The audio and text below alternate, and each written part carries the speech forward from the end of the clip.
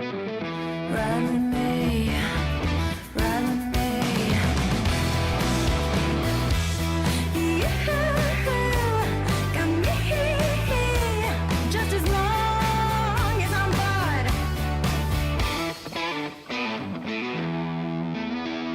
Put your feelings aside, give that wild shot a try. Let's ride, no one does it better.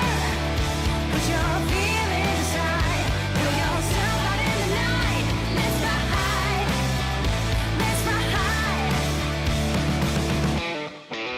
break out of your shell, meet me halfway.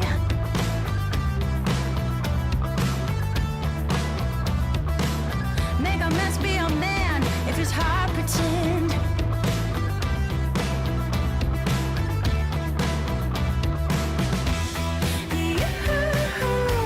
You should know I don't give in till I'm floored. Put your feelings aside, give that wild shot a try. Let's ride, no one does it better. Put your feelings aside, throw yourself out in the night. Let's ride, let's ride.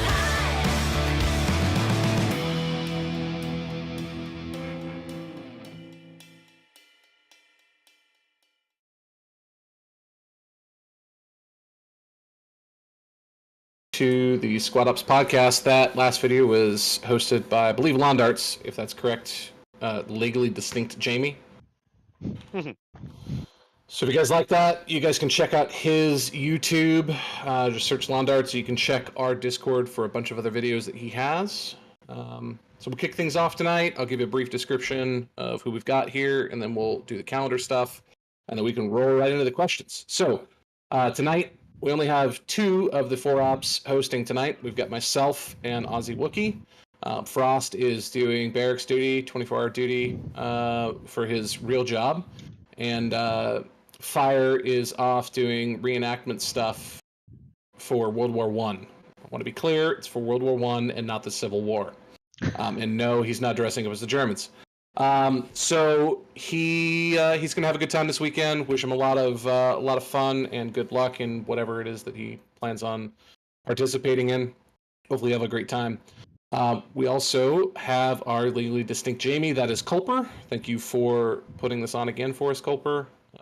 Every other week you come in here and you do such a great job. So just wanted to say thank you. And lastly, but not leastly, in any way, shape, or form, is our guest star, our guest appearance. We have LaFlash. Flash, do you mind introducing yourself a little bit for the people? Yeah, hey, I'm LaFlash. I don't know why I'm really here, but thanks for the invite. A part of owner of Milsim units is kind of what I'm known for a little bit now. Still been in the 3rd Infantry Division Realism Unit, which is an ARMA-based unit now for the last 19 years, but it's been running for the last 22, founded in 03. So been in the Milsim community a while. So Awesome. Well, we wanted to have you on specifically to talk about, kind of your background and talk about Milsim units and see kind of what the parallels are with what you do and what we do. We want to talk a little bit about kind of who you are as a person, give people kind of an idea as to, the brain behind the magnificent work that your community has kind of gathered together, all these outside communities to kind of coexist together. You and I have started talking, I want to say about 9 months ago. Roughly. Yeah, we kicked off I think our first unit that went live on the website was early to mid February of 24. So just circumferenced the Earth once, and in that time frame had over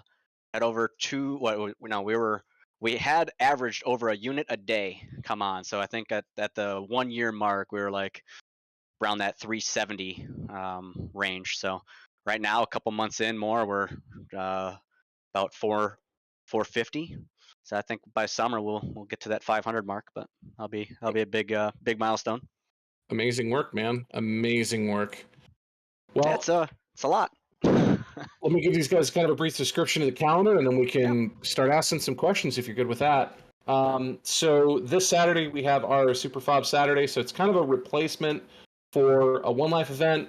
We're trying to do some more of these as this has been well received within our community and outside communities as well. If you guys want to check that out, it's a new style of event where there's multiple lives and infantry kits are less restrictive. You're kind of fighting over a larger area. The kind of main structure of it is an attack defend. But in this particular one, it's PLA versus USMC. USMC is defending, so this should be a good one. If you guys want to check that out, go to our website squadops.gg. You're welcome to participate in any way that you guys want to. Just go and sign up and hang out and play with us. On Sunday, we have our first AWS course. So if you're a regular or club member, you can join us in this new kind of revamping of what used to be the advanced course, then moved to the assaulter course, and now is AWS. And we'd love to have you come out and try this new course and see what you guys think. On Wednesday, we have Operation Enforcer, another really cool op that they've been working on. It's got 3 parts. It's on, I believe it's not Narva, it's Goose Bay. So it's a springtime map though, so there's probably going to be a little less snow. I think it'll be a really, really fun one though, so if you're going to check those out, that'd be great. And then the following Saturday on the 12th, so a week and a day from today, we're doing some tactical situation stuff from SOT. That's also a new thing we're rolling out where you guys can come check out kind of some of these new tactics and techniques that SOT is putting together. We are still working on a couple of other things. We've got a JTAC course in the work. We've got, I believe, a medic course in the work, a static line course in the work. So you'll see some of those other things kind of roll out as they roll through. But a lot of new things being released by the community, and it's exciting to see. Going through a revamp of all things squad related and kind of pushing out some other things as well. So you'll see some Reforger content this upcoming week. I believe you'll also see potentially some other tournament content. We've kind of got our name in the hat for a couple of these other tournaments, which have been well received by both internally in the community and externally in the community. So that is all to come. Anything I missed there, Culper or Ozzy? I think you're good. Okay. Neat. All right. Well, we'll roll right into the questions. Normally this gets relegated to the end of things, and so I wanted to make sure that you have the opportunity to ask us questions first, because the last couple of guests have had like 5 minutes to ask some questions. So I want to give you the time and kind of let you warm up a little bit by giving us some questions. Keep softball if you can, but give us some questions, and whatever you have, we'll do our best to answer. We'll go from there. Awesome. So yeah, first I'd like to thank obviously Captain. I was the one that back then when we got you guys on the platform first. I want to say it was April, May timeframe by the time we got you signed up. But you know, thanks for answering my door-to-door knocking, because that's exactly how I had to start Milsim Units, was literally going knocking on everybody's Discord saying, hey, please join the website, please join the platform, this is what we're trying to do. But you know, and then sooner or later it just started being a mind of its own and growing. So first, thanks for jumping on board right away, and I would say for sure you're probably within the top 100 first units on the platform. So that's pretty, probably even 50 back in April timeframe. Yeah.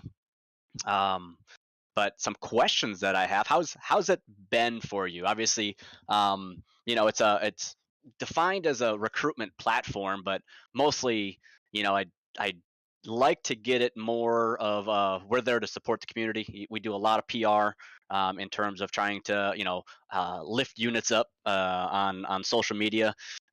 We sponsor a lot of things. Some of the tournaments that we'll talk about, I know we've been primary sponsors of, and that's quite a cost on our part, which brings the subscription model into play to really just help us break even. But that's still probably 10 years down the road by the time that happens, as much as I invest into it. But yeah, how do you like it? What's your guys' overall thoughts on it? Anything I can prove on too. I mean, I'm big on the feedback that, hell, if it's not necessarily meant for one game specific, right? It has multiple different games, but you know, in the squad realm that you guys are the masters of, what do you think?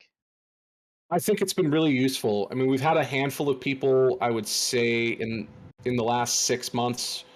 By handful, I mean 15 to 20 that have said that they found us through your website, which is Nice. fantastic. It's a resource that we didn't have before, and folks are looking for newer things to try and find ways of playing different game styles, and with the tournaments kind of drifting away from the platform of being kind of these multi-life scrimmage games of our AAS, RAS, however you want to put it, and delving more and more of these tournaments are going into the one life scenario. We've got a pretty good following there. I mean, we've been doing it now for since 2016, so almost Nice. 10 years. I think in about a week, I think it's the 11th. So yeah, exactly a week. We'll make our 9th anniversary, which is awesome. Wow. And we've been playing this game for a long time. Yeah. A lot of people come and going. I mean, we're probably, I don't know if we're the biggest Discord out there for Squad, but we're certainly one of the largest and certainly probably the oldest as far as length of time in the game. So what we're finding is that we're kind of having to revamp the appearance of SquadOps within the community. When it was kind of a smaller niche game, when there weren't 20,000, 30,000 people playing the game every day, it was pretty well known. Like, you had a couple of choices of where to go to for events, and now everybody does events.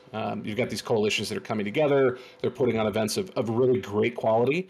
You've got a lot of dev teams that are working by themselves or with other communities, or in connecting with other communities to develop a mod specifically for that community's play style and their events and the things that they want to see. I mean, you've got things like Galactic Intentions and other things that just take the game to a completely different gameplay style and platform. I mean, Star Wars, who would have thought that would be in this, this game in Big in Arma. 2023, 2024, right? Right, but it's not something that you really you don't would be in Squad, right? correct, yeah. So we're having to do kind of a facelift on our approach to the outside population that's playing Squad, and open our doors a little bit more. And you've been a help with that. Milsim units have been useful in seeing what other units are doing, what they're doing well, what they're not doing well, how we can improve ourselves, how we can take the things that we do well and bring that to the forefront. And it's been very useful, and I appreciate the tool in its entirety. When we talked the first time, we were trying to do something similar but for different reasons. You were there to kind of cohabitate all these units together and find a repository that people could search, rather than just going on the Discord search page and trying to find whatever these Milsim units are. Our use for it was, to be quite honest, quite literally, because I had too many DMs, group DMs that I was participating in. Every time you try and get 4 different communities to participate in an event, you got to start a new DM with 8 different people in it. And it achieved a similar goal, but for much different reasons. And your reason I find to be very wholesome and provides a goodness to this Squad community as a whole that's just really well received. Appreciate that. Yeah, I mean, currently now I want to say Squad, let's see, it's our 3rd highest game on the platform. So if you're ever go on the front page, the trending games is literally just by how many units are in each game themselves. So Squad's holding 3rd, which I think is still 70 to probably 100 units just looking at the page right here. I could pull up the analytics over there.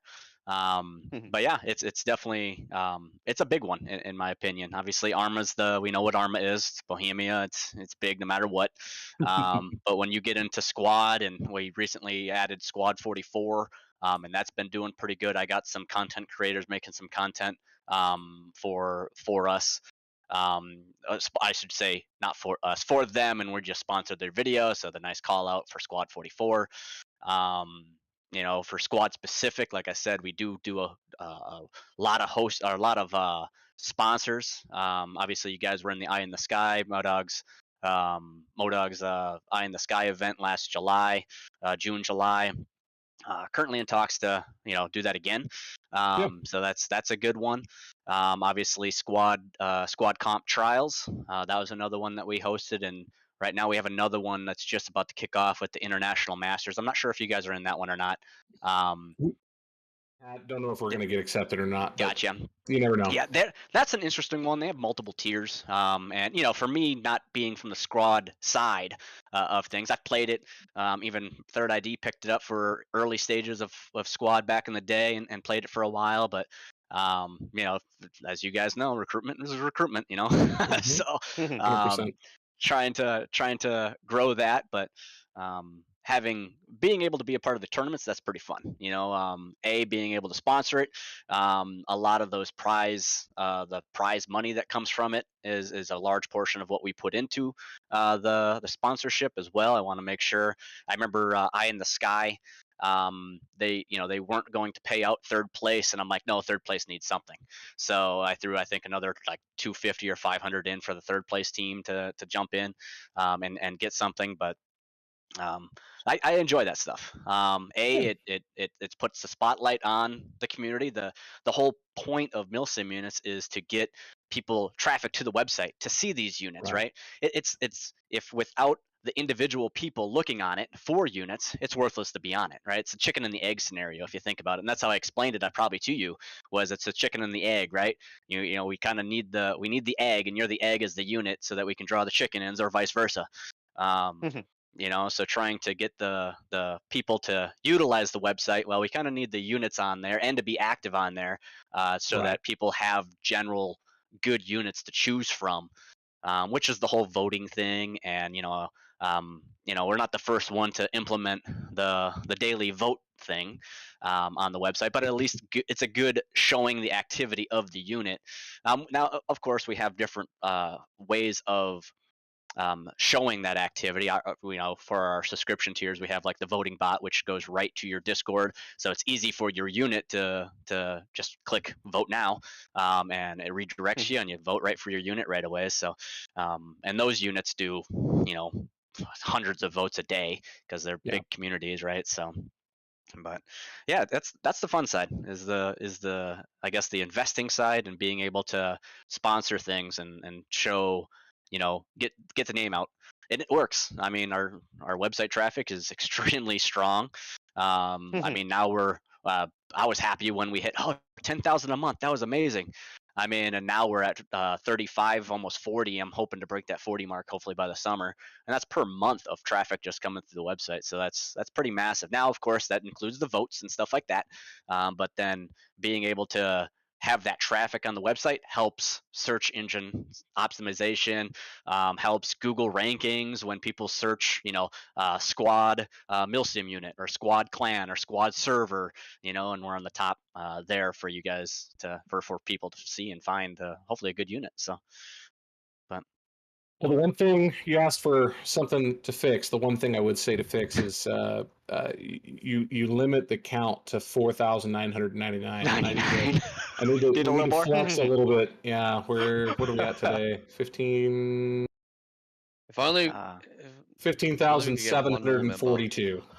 Oh, okay. So Okay, a little we flex. I see. gotta bump those numbers up. No, Those are it's all rookie good. numbers. It's all good. We just need one more member. Yeah, you guys are just stuck at that. That has been called up. Another one that we're actually working on right now, our dev team, is if when for the voting bot, right? So we had to set a time for the voting bot to ping the servers. So we Gotcha. set it at midnight EST. Well, right now midnight EST is like 5 a.m. in England. And Ozzy, how about you? What time is it there? I mean, that's probably like, it's 11:47 on a beautiful Saturday that I'm perfect. not leaving for. The sun's outside with cancer. So that's been a complaint, is that we get a ping at 4 a.m. in the morning. Okay, well, I don't want you to mute it, but so, but yeah, that's a common one that's brought up. Is I think there's a couple Arma groups out there that also put their their members count that high. I want to say like Colonel Brew and the 75th Rangers out of Forger. Yeah. They're a humongous group, and then there's some other ones out there too that are ginormous. So good feedback. I'll take it. What other questions you got for us, man? Let's see. So I guess kind of going into SquadOps history a little bit. Obviously, you had the myth, the legend right before me last or 2 weeks ago, right? with Karma. But obviously, so what is that history? Did he start it? Did I know him and Barton kind of started overall, but I mean, what was the overall I guess history there? Sorry, my kids are in the Uh, background. They're being No crazy. worries. So Karma and Barton started this together. They had kind of a vision that they were working with, and I'm telling it based not on personal history, but based off of the things that I've heard from them firsthand, and reading through 9 years of The chat About Us history within path. Discord, right? So my understanding, and this is kind of what we got from Karma, was that he started this as a way for him to show people his love of this game called Squad. And he wanted to develop a community around the game specifically to just showcase that. And then he found that if he wanted to get more support behind it, he needed to then branch out and actually show people, right? So instead of just bringing them to a server, playing games with them, actually showing them kind of the methodology behind the game, proper tactics and techniques and things like that in Squad. And that led to the creation of the YouTube channel that is Karma Cut. And that has morphed many times. I mean, Oh yeah. the previous the previous kind of methodology was squad first, squad only, and that has since morphed 4 or 5 times over, as he alluded to in his chat with us as well. He's got various he's got various other things that he's working on, and one of which you now have on your website, which is awesome. That's Bellum. We got to kind of showcase one of the trailers this past 2 weeks ago, which is great. Yep. And I really think that game's going to be a lot of fun Massive. to play. Oh yeah. And it's going to be a big hit. So Oh, yeah. hopefully it'll have kind of the demographics that he's looking for, and the people that are there. Like I know personally, I know 3 of the people aside from Karma and Barton that are currently working on the project, and they're phenomenal people that just have the best interest of gamers at heart first and foremost. And I'm not going to hang my hat on anything, but if I was a betting man, which I mean I am, but if I was a betting man, I would put a good sum of money down on the fact that they do this successfully. Oh, 100%.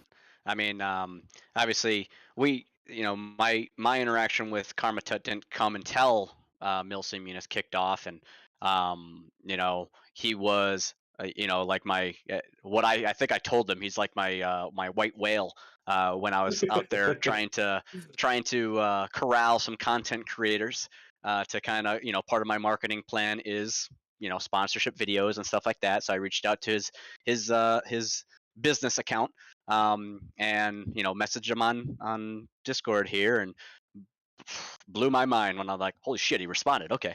And then then working out the details to where him and obviously Barton, we kicked off right away to an extent. We both are from Wisconsin, and I saw his name and saw saw his cheese wheel, and Which I wanted to show you. I did the cheese curds were devoured in about 4 hours by my children. Oh, okay, they were good. And then they devoured. I didn't get any, and then between them and I, we devoured the sharp cheddar fairly quickly after that. But I've got some Colby that I'm gonna shred up for nachos this week. And then I'm not sure what is the farmer's cheese. I gotta ask. So I wanted to know exactly what that is too. So I saw it when my my executive assistant was the one that told me, like, these are the options. I'm like, okay, go with this one, this one, this one. Gotcha. Make sure cheese curds are in there. And then I'm like, she's like, then something about farmer's cheese. I'm like, okay, that has to be good with the dairy state. I don't think I've ever had farmer's cheese. I've had everything else that on that list. So let me know how it is. Well, I will try it this weekend. I'll let you know. I do want to show the label that's on this is actually, if it'll actually do. Yep, I see it. So that's the label that Barton uses for his Discord handle. Yep. 100%. The irony there. So thank you so much for sending it across. I appreciate it. Absolutely. I wanted to make sure you got some real cheese. I know being down south, it's not the best. So I actually messaged Barton because I'm working with him and then Karmatut to have them on our Milsim Units podcast for an episode talking about, well, hopefully I can get some Bellum in there, but the big one there is that we're partnered with Barton on AWN. And so that's kind of the I guess the marketing deal I got with Karmatut. We're there to sponsor AWN, push that for the games that they support, and then on the other side, Karmatut throws us a bone, and in some of his videos we'll put, hey, check out Milsim Units, blah blah. So Yeah, that's awesome, man. works out great. But yeah, I had to message him right away and say, yeah, I sent him some good cheese, so we got him covered. But yeah, that's a company my company uses for some of our local stores. I have 42 locations of grocery retail stores in the state of Wisconsin here. So they're a big supplier of some of our cheese in our stores. The cheese curds mostly, but they're a good smaller dairy place, but they shipped, so I'm like, okay, we'll go with it. It's perfect, man.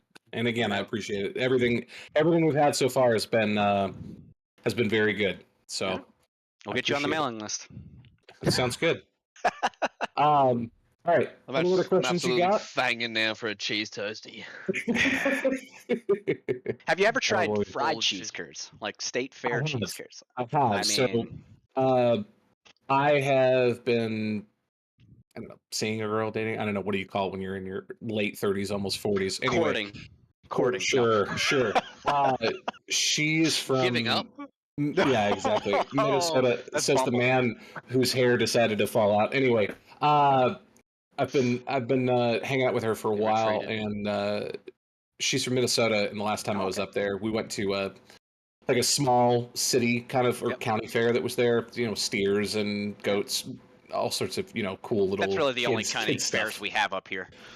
Gotcha. And they had fried cheese curds, which were phenomenal. I've also had them before in Canada as well. I've been to British Columbia, Alberta, and Toronto, and the poutine thing is a real thing. It's not the same, but No. it was good nonetheless. It was good nonetheless. Awesome. Yeah, good stuff. You can't go to Wisconsin or near Wisconsin without hitting some. The other one is Spotted Cow beer. That's what we're really I've had known spotted for. cow. It's very good. And moose drool as well, which Oh, is from Minnesota. I don't know if you've had that before, but it's yep, I've also had really that. tasty. And actually, we battled. Actually, this last October, I just opened a store in Hudson, which is 30 minutes right on the border, Minnesota, right on the river there, of there in Wisconsin, and that's one that we battled to get into into our Gotcha. store there. But then they're like, well, Spotted Cow, come on. And we're like, no, I can't. So that's Wisconsin. Good luck getting it over the border. That's all right. So That's all right. They're both phenomenal. They're both yeah. phenomenal beers. Yeah. Oh yeah. Sweet. Yeah. So history wise, that's pretty awesome. I like to ask that a lot, about just what's the history of a unit, what's the culture like, what's it like when people join. Like I always think of it like a brand new person, right? Right. Coming in, what's that experience going to be like for somebody? Definitely in a podcast setting, to where they can listen in and say, oh, that's what the day to day, or that's how the first 48 minus the crime shows, the first 48 is gonna look like in this unit. So what's that like for you? How's new people get received, and Well, it's different than what it used to be. So we've gone through our evolutions as well. I mean, the pathway used to be a lot more difficult to approach, and now it's an easy thing, right? Join the server. You can participate in any of the events without having to take any of our specialty courses. You used to have to take basic, and then if you wanted to do other leadership roles or other things, you had to take other courses assigned to you. You weren't really part of the group until you had made regular, or you were a staff member actually participating and helping the community grow and establish itself, and put on events, put on training things, and that was a hard bridge to cross to doing something different, because that was the way that we'd always done things. But it was pretty clear after COVID, a lot of people just weren't wanting to stick on the computer and hang out and do all these things. And so wanted to get out and touch grass. Right. So the Yeah. dynamic here changed pretty drastically. And to be honest with you, a lot of the guys that we had during that time, including Karmakut, And Bart, to some extent, although he's a little bit older, were graduating high school, or they were graduating college, and they were getting ready to do something different with their lives, and the groups weren't the same. And so we had this kind of dichotomy of thought processes of we should stay with, this old guard way of doing things, or we should move to this new methodology. And we tried the old guard thing for a really long time. We tried it up until about 2022, and it got to a point where we couldn't field, enough people in the servers, and Squad itself was a fairly dying game. We had an 18-month period where they didn't come out with anything. It was just the same game over and over and over again.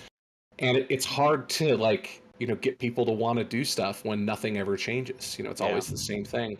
So there was a kind of a refresh and a rebrand, and that led to kind of where we're at now, where we have an established club. So we're a 501c7 nonprofit organization. So we have kind of some of the tax leverage benefits of doing that. It also puts ostensibly the responsibility in the hands of the club members to show up and participate in club meetings, and they can make rule changes. They can do things if they can get enough people to show up. But it's like a vote, right? Like you're voting for a new tax leverage in your county, and 20% of the people show up and they vote. Well, those 20% are going to be the ones that kind of make the decisions. And so that's kind of been a unique kind of phase that we're in now, where the board is kind of directing things in the path forward. We don't have enough people that attend the club meetings on a regular basis to allow them to, because they don't meet the quota, to be able to vote on things. But we're working through that process now with electronic voting, bringing on new board members, folks that are, kind of from the populace rather than from the management group, and just trying to rebrand and reestablish ourselves. So how big is your board? I'm thinking, I'm trying to keep Milsim wise. Like for the third ID, we have a command staff, which then is just, a command position. So you got your, battalion staff, company, and then platoon leadership, and then the element leadership, things like that. So it's like a board of 9.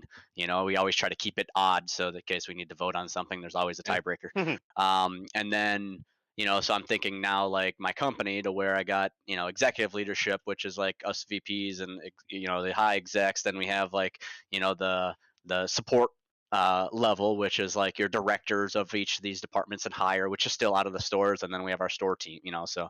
I mean, what's that board breakdown look like for SquadOps? Yeah, so the board is there to direct kind of the long-term plans and processing for the community. They're not there for day-to-day decisions. That's left at the executive level, which is the management and AM group. Right? So they handle their own teams, they do their own things, they have management meetings that occur weekly or bi-weekly, just depends on how things fall. And they run the show here. The board is there to kind of arbitrate between the club and the management group, or the management group internally, or the AMs and the management group.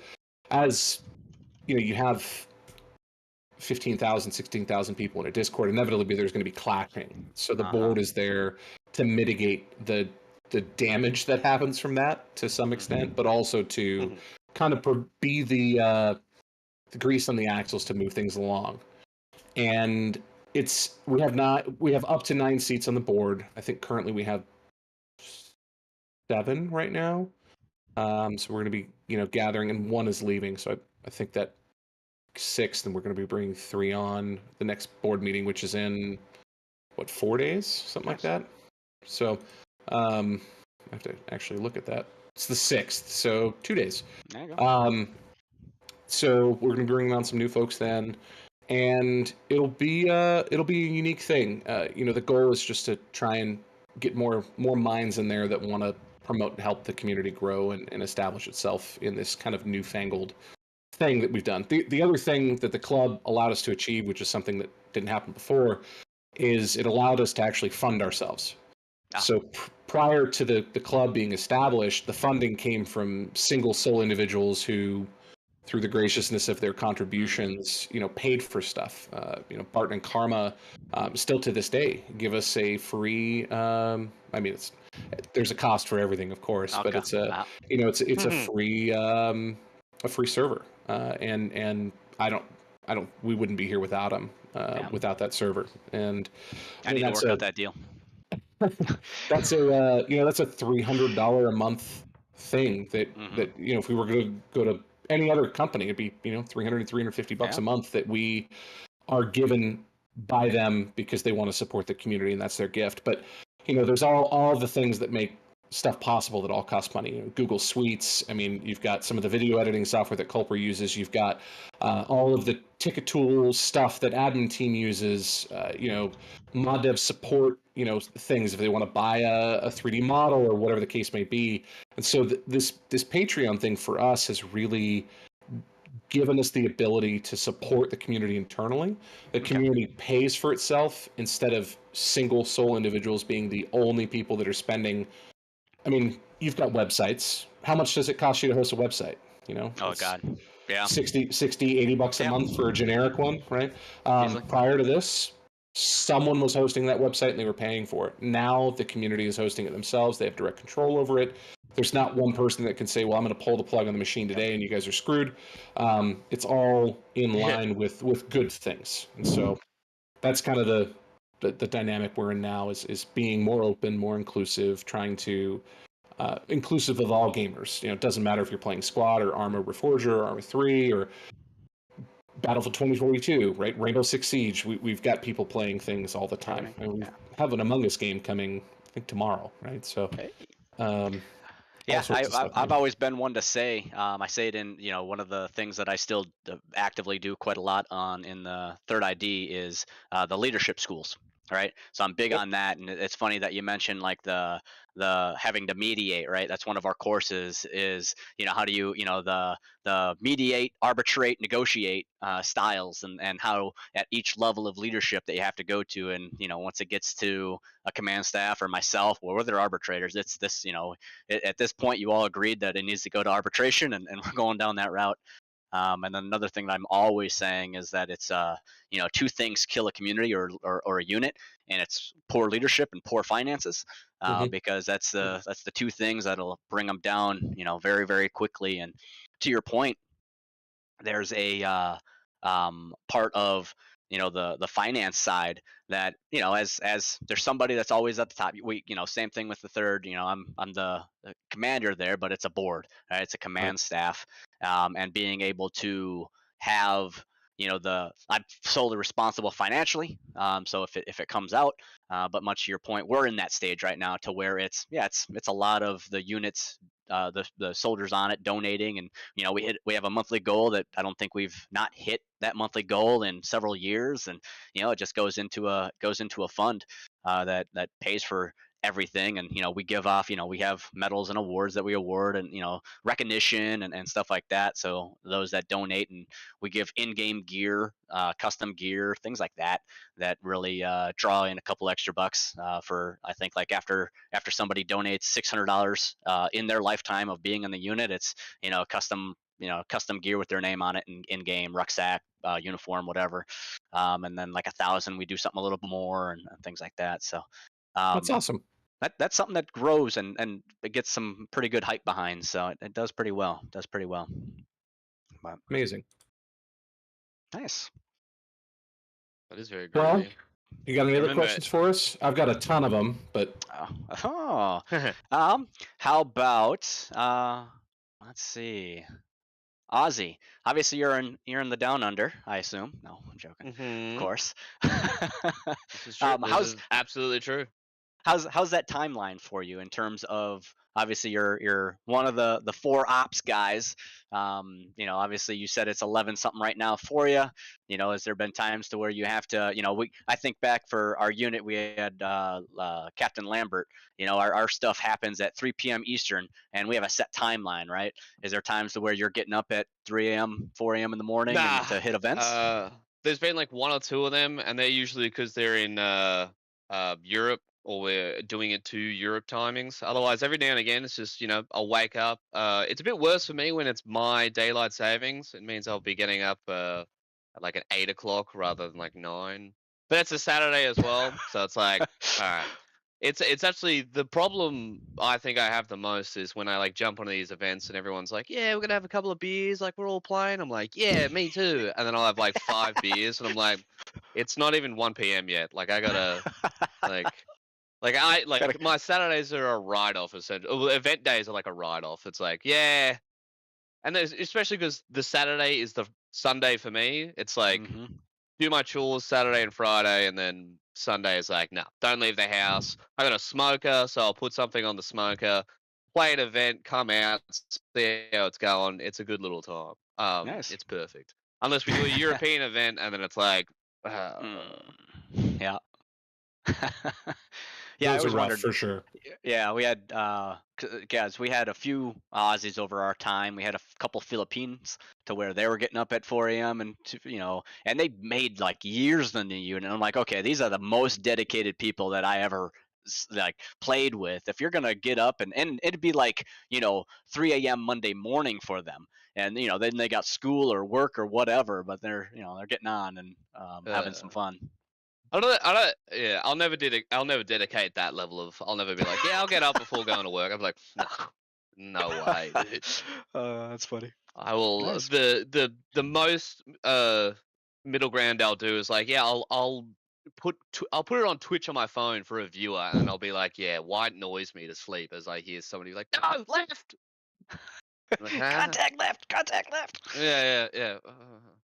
What? That's probably about the dedication I'll have if we're doing a weekday event. Hey, somebody will take that +1. If you Yeah, ever see us, exactly, if you ever right? see us go live, please just be that +1. The +1, yeah, sure. Yeah, you'll be my +1. I'll take it. Sweet. Nice. But yeah, I think we actually have a couple of quizzes now Oh. from our streams. But Yeah, hit him up, Ozzy. Go for it. Okay. What are the plans for growing the Milsim units? Oh. The Yeah. plans.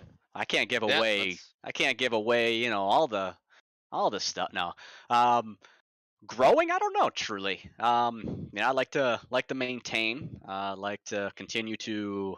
Obviously bring on other units. I think there's always going to be more units because units fall apart every single day, and those people go and make 5 others. So I think if they're on there once, that number will keep going up. Ultimately, I think the main marketing plan that I put together is continued sponsorships. And at some point here, I mean, we have the subscription-based model, which kind of helps pay some of that, but really add more value to those, so that they're more enticing to have pickup, show that there's a true value in being, and there is now, but how can it really help all 3 tiers? We got our low price tier, second, and high.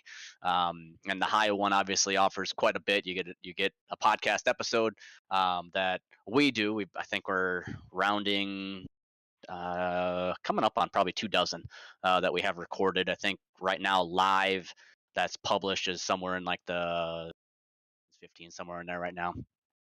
And all those are either community sponsors of ours, meaning like we went into sponsorship with them. So like the AWN, we've done one with Formify, we've done one with Friday Night Fights, which I think you guys talked about last week or 2 weeks ago, and we've done that with them. So we like to highlight a little bit of what all that is, and with those, then we break them up, and it's all about like a PR campaign for that unit that is that tier 1 that purchases that, to where then we break that podcast up into several shorts or TikTok or whatever, right?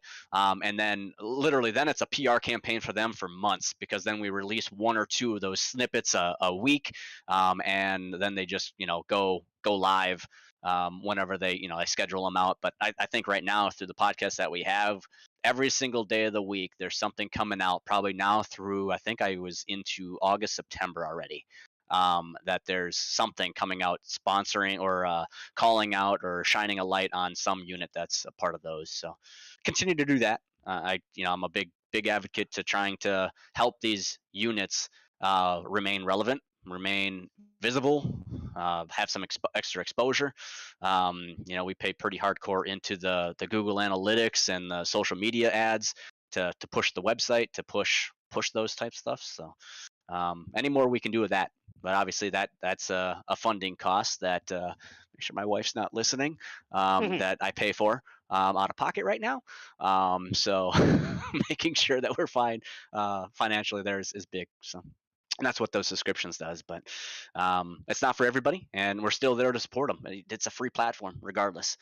You guys are on that free platform, free version of it, and being able to show you guys. I know you were going for the 3 months free with the best clip challenge that we just got done with, and officially, I think you took third place in that. So by voting numbers, in fact, I'll pull them up because I can probably see exactly how many total votes you ended up getting across all platforms, all Probably rounds. 4,999. I think. Probably If we had pretty one close. more, I think would've probably tipped just over. shy of 5,000 there. If we had one more, we would have had it. If only, The if whole community. only one more. Let's see. So, round one, you took in 12 votes. All right, started off bad. Then 18. Semifinals ended with 51 total. So what is that? Probably just shy of 100 across all the rounds, but still pretty solid. And it was an awesome clip. I mean, I obviously it was also shared on. Did that make Squad's official page? I thought I saw something like that, like on social media. I believe so. Yeah, That- they kind of did like a highlight thing of stuff happening in the community. I believe Siege had put it across there, which is great.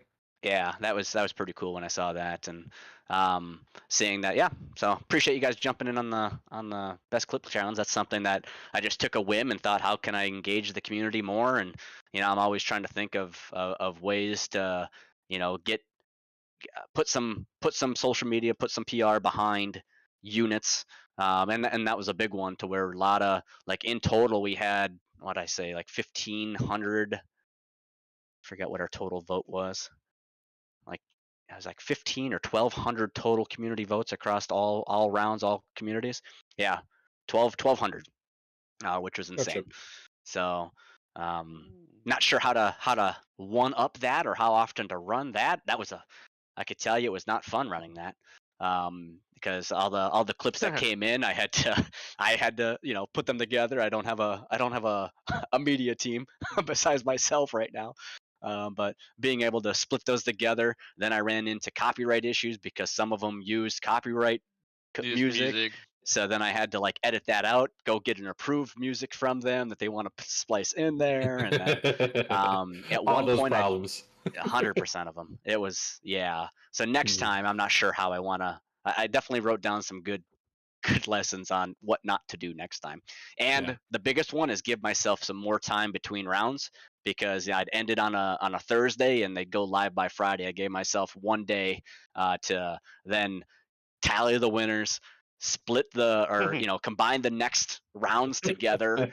My Yeah. wife's all pissed off at me because I'm spending 4 or 5 hours after the kids go to bed trying to get all this stuff done on a Friday night, and so I'm like, oh, okay, we're gonna learn from our lessons next time. So, but Very fair. I also The thought meme Saturday of was a the- good day to go live on them. So I don't know.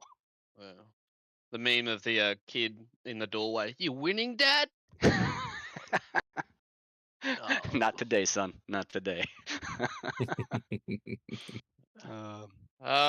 We got another good one here from our poor one of our members who's currently corralling some diggers in the barracks. That's for anybody. That's a euphemism. An Australian digger is actually, just in case anybody freaks out, because that's what the soldiers were called back in the day. I better preface that next time I do that. Anyway, do you have a military background, and why did you choose to mirror third ID for your community?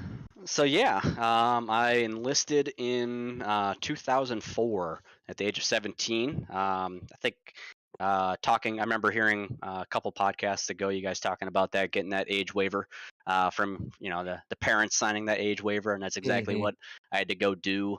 My back here, actually, that's a picture of my brother. Little sad story. He enlisted in the summer of 2001, and then 9/11 happened, and then he died in 2002 while serving in the U.S. Airborne. So at that time I was 15, right? Freshman, sophomore in high school, whatever. So, to go to my parents and tell them I wanted to enlist in 2004 and have them sign for me 2 years ago. They lost my brother. Thinking about it now, it's not obviously something I would probably go ask my parents to do again, but they did it. Obviously, my dad asked me, sat me down, and said, "Is this something you want to do?" And the recruiter came over, and we signed away. And yeah, I served from 04, got out in 2010 on a medical. Planned to keep it a little longer. Served about 4 years active duty, and then I switched over. I actually was going to do my IRR. I switched over to the National Guard. I had like 6 years. It was a 10-year contract. I had 6 years IRR, and then I had 4 years active. And active duty. I know, Captain, you've been there. It has the people are what makes it fun. The poor leadership is what makes it not so fun, or a bad duty station or anything like that. I had generally a good time. I deployed quite a bit during that 4 years. So it was always we were always training for something. There was always something stupid going on. Obviously in 04 to my last deployment, I came back in late 07. So during that time, height of Iraq, height of Afghanistan. Well, back then, not Afghanistan. It got worse, but yeah, I switched over to the National Guard, and at that point, I was like, okay, I like this. I got double funding, because in the Guard you got state funding, and then you also got federal funding. So I actually had nice equipment, and that's the first time I ever had that. I remember when I first got over to Iraq in 05. My Humvee, the seat wasn't even attached to the goddamn chassis. It slid around in the bottom of the thing. So every time we had to hard brake because of a goat or a camel or whatever, a kid, freaking it would like roll up and pinch my thighs because it rolled over my. So when that Humvee got hit, I was kind of excited that I knew I'd get something new. But yeah, once I got to the Guard and had all that new stuff, I was hooked. I was like, okay, I could make this. And because there the Guard was deploying just as much. The unit I went with went in 09 again to Iraq. I didn't go on that deployment, and late 09 is when I had started hitting that medical stuff. That as Uncle Sam says, prior existing. So Not service related. Not service related. He But smoked once back in 2013. Yep, that's not on us. yeah, no, that's your fault. That's your fault. But yeah, being able to stay in the Guard was the goal. So yeah, I ended up serving that. What is that? 6 years, 2 deployments, 1 Iraq, 1 Afghanistan. Did a couple nice vacations to places like. Did a little time over in Frankfurt, Germany. Replaced a unit there. In between, I was military police, so I'm sorry. Thanks for the beer. And being able to replace, that was the only time in Frankfurt was the only time I've ever done garrison of my, because we were trained multi-arms or combined arms, and obviously the garrison military police side of things, like patrol car and shit like that. That time, never used it. Never used it. So it was always a lot of my stuff was security, convoy security, training. Iraq, we did a lot of training Afghanis. And it's true, you see that video of everybody trying to do jumping jacks. That's a true thing. That was entertaining. To where Iraqis are trying to do jumping jacks and they're just all out of order. You got like this and you got this, and so that's some pretty fun stuff. Back then with the detention centers, we were inspectors for those detention centers quite a bit. So like part of our battalion was tasked with going and inspecting, because they were usually, the guards were 11 Bravos, so you got infantry, you got the engineers, whatever they weren't, whatever they're tasked with, they, a lot of like Baca, Camp Baca, things like that, they were run by, whatever unit at the time was assigned, and we were just there to inspect that they were doing it correctly. And training on forced cell extraction as well, because that was a big one, to where if you've ever been force cell extraction, it's probably the sweetest thing in the world. To where you're, gaining up, like you're room clearing a 4x4 cell, and this, this detainee is just fighting you every bit that you can get, and you're going in with a ballistic shields and a pillow, they're just hitting you. So it's pretty fun. But yeah, had some fun there. Afghanistan was more about PSD, personal security detachment, guarding higher ranking officials, being a part of the advanced team, going into a village, meeting the village elder, setting up meetings with some of the higher ups that are coming in, the colonels, generals, whatever, and then coming in with them and being like their advanced team, or even the breakdown team. So I floated between that. Coolest thing, meeting General Petraeus, General Oriano, some of the big ones that came in, and was sweet just to be around them, because you heard of them. Obviously, they're like Stratcom or whatever whatever at the time commanders, and pretty sweet to do that stuff. But that's the bulk of it. So Awesome. would do it again. Groovy. Wish I, like I said, took a med discharge, but haven't I think I'm an R3, so I could get back in with a waiver. So World War III. I mean, maybe. No, I'm joking. You never know. Could be tomorrow. No. Frost says that he did 7 years with Third ID and 3 deployments, and he had a 2007 deployment, was in Iraq. So it's a good chance you guys are on the same base. Oh You shit! never know. Nice. Yeah, we did. Let's see. Would have been. Obviously, you have Camp Victory. Everything is in Victory. A little bit of Green Zone there. We did some patrols up into Kurit. We were there. That would have been the headquarters company. So I think I was attached to like the 174th MP company. We did some convoy security, escorting like medical strikers back and forth. We've done a couple of those side missions. And then coolest story there is, the main MSR, what is that one? I forget the hell the title is. Yeah, anyway, the MSR that goes between the two. It's a 4-lane. VBID went off, took this striker and just threw it like a freaking ragdoll across. Surprisingly, no KIAs. Only injuries were like concussions and broken arms and limbs, because it's and it was just the spider glass that happened in the vehicles because of that. It was. I tried to search for a video of it, because somebody had to record that thing. But Someone somewhere has a video. They just haven't shown somebody it yet. somewhere Yeah, has you're right. has a pretty sweet video. And my hearing loss is not related to that moment when So far. So yeah, I mean, they're gonna blame the M3 earplugs, and I should have got in on that class action. 100%. Yep. But yeah, Third ID. That's where I served with. So that's when I got back. That's where I served in Iraq with.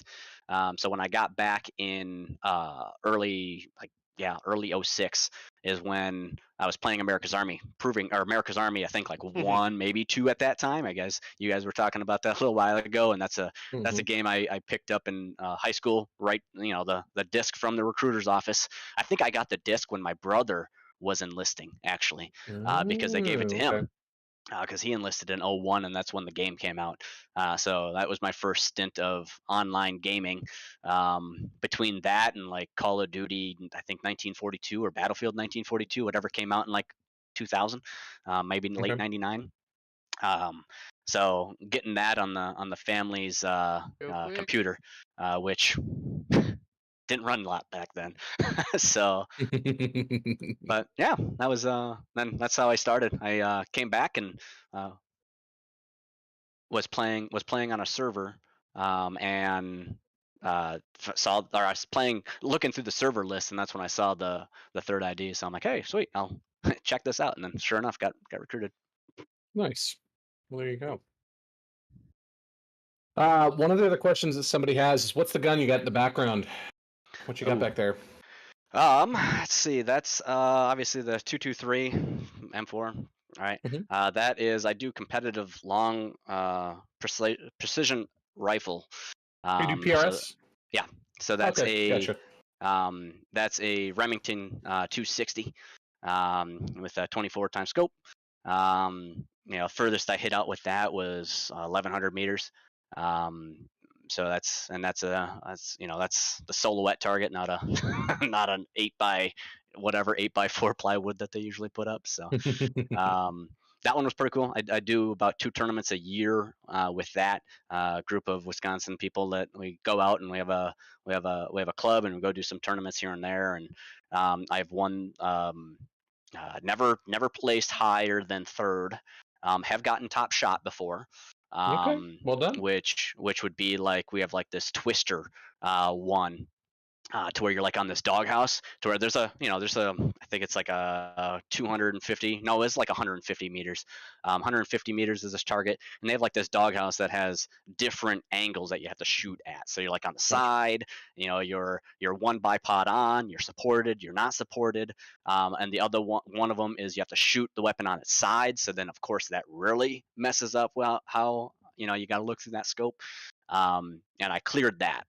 So I think just by luck, but somehow I got that. But I also have the Cheesehead Award, which is of course the one that goofed the most and didn't hit a single target. So coincidentally, not in the same tournament, but very close to each other. Gotcha. So I'm no big shooter in terms of like I know there's like King of 2 Mile out in like New Mexico. That's a big tournament that happens. We had a couple of our group go out there and they did really well. I think placed in like the top 10 of it. Right on. I'm no shooter like that. I'm a pretty simple one. I have a advanced ballistic app on my phone that I type in the target and my win, and all the data, and it just tells me what to dial my scope to. And so I I'm no feel you. private Jackson. All right, if you catch the reference from Major Captain Miller. So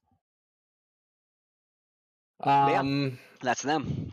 Somebody was asking for some more cheese. All right, Ooh. well, we'll keep that in mind. I don't have any more cheese here, but we will I keep got you that in hooked up. mind. Cheese text. The cheese tax. There you go. So let's see. So what? Why don't you tell us a little bit about Milsim units? And we've kind of gone through some of the kind of starting points and kind of where your future's heading. Why don't we talk a little bit about now? And while we're doing that, can you pull up the website, Culper, when you get a minute? Legally distinctive, Jamie. Legally. Perfect. So we've talked kind of the thought process behind this. We talked about the future. Can you want to go through some of the features that are here? Kind of explain to people what happens when you sign up for this, both as a unit and then what people can use this for if they're looking for new groups. Just give us the basic rundown if you don't mind. Yeah, of course. Just, break it down animal style, right? Animal cracker style. And remember, by the numbers. I use crayons, not pens. All right. So Yep, simple. Yep. Simple's I better. should have sent a box. I'm sorry. Next time I will make sure I send a box. Never got his pen license. Yes. Oh, he hasn't got his pen license. All right. So initially, obviously, you got the games that we support. We don't support every FPS game out there. The initial I think I started with 15 on the platform when we first rolled it out. The initial I think I went to Google and just typed in topped Milsim military simulation games of 2024. The top played, right? So I started adding those in, and now of course we have a request game area on our Discord to where then that's what brought in different games like Squad 44, brought in Insurgency Sandstorms, War of Rights, DCS, Hell Let Loose. Those weren't a part of our initial start. Gray Zone, of course, is fairly new. We have the new games that launched, so like Gray Zone, just like on Bellum, right? We have the coming soon to where units can sign up, but knowing that it's not out there yet. We had that for Gray Zone Warfare. We had that for I thought one other. But yeah, I thought there was another one.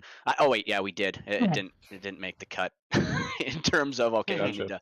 to the game just didn't have a lot of interest behind it on launch, which is sad because I invested with the third ID into that game quite a bit called Direct Contact, I've which heard about it. Was it Yeah. was it good in your opinion, or did it so I need a was little kind of refreshing? it definitely needed some work. It was a great game in terms of it was obviously like the first to the Unreal Engine 5. Ed and his staff there. He's a single indie dev.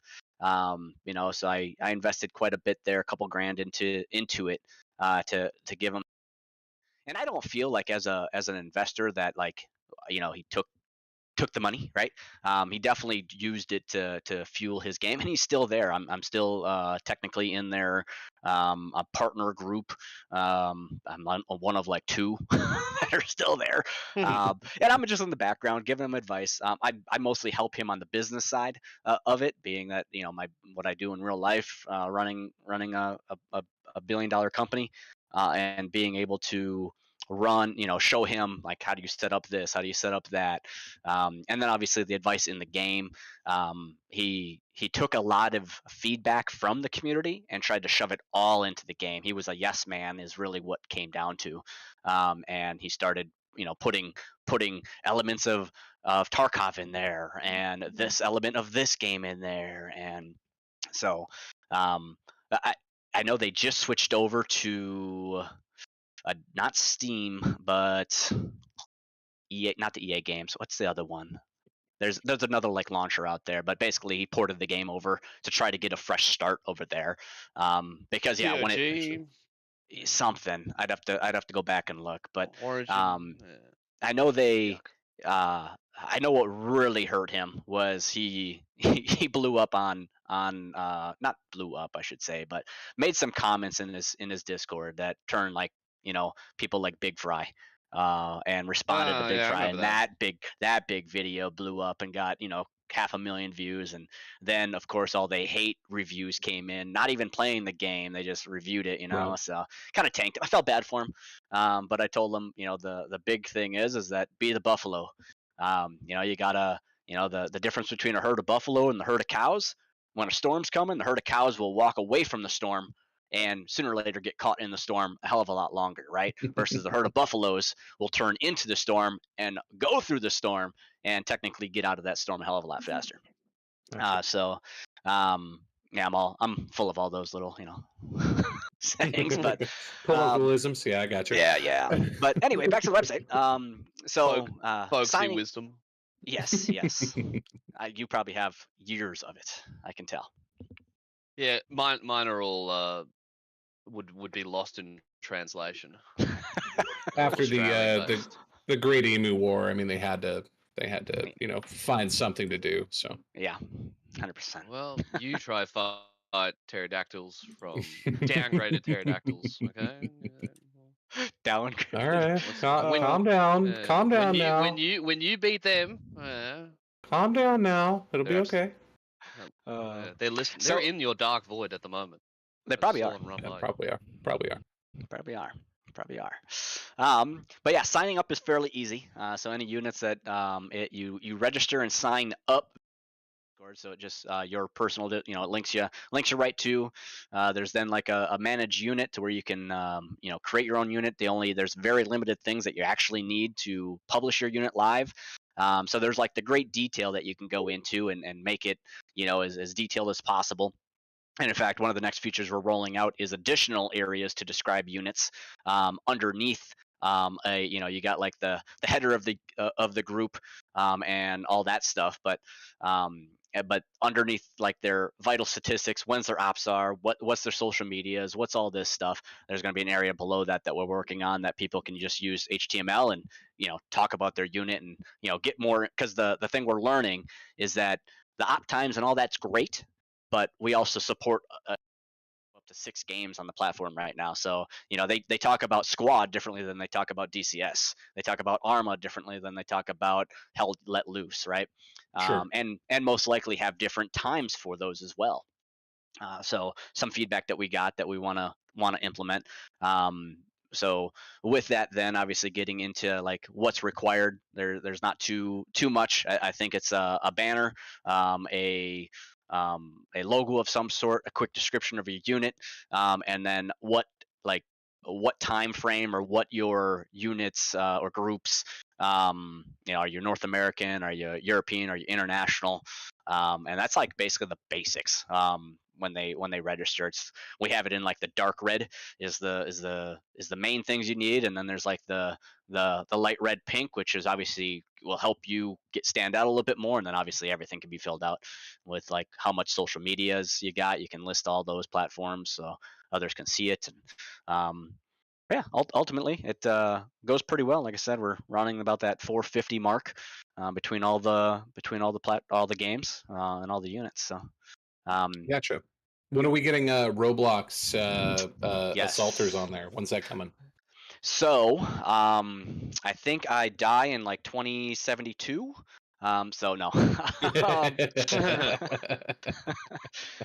It has been requested. So I'll tell you the truth. If there's enough interest, yes. The part of our, as I mentioned, we have like the game request area on our Discord, to where there's games on there that I didn't think I would ever put on there. Call of Duty, Enlisted's on there, which I didn't even hear about the game.